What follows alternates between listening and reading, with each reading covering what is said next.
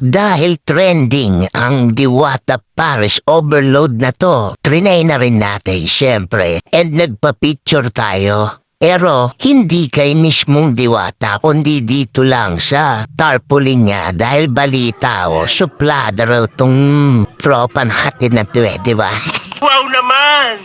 Wow! So ayun na nga, pumila kami 5 a.m. in the morning pa lang. So, ayan, yung mga sasakyan, nakikita nyo, hindi pa ganun karami. Pero yung pila ng tao sa loob, medyo marami-rami na and mahaba-haba na rin.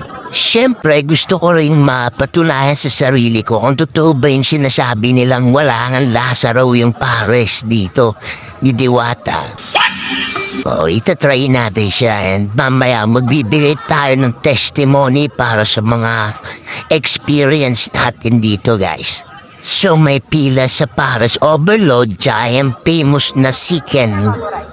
So ayan, nakarating na tayo dito sa cashier and 120 pesos yung famous chicken ni Diwata rito. Titignan natin kung gaano kalaki ito guys. And dun naman sa Paris overload is 100 pesos.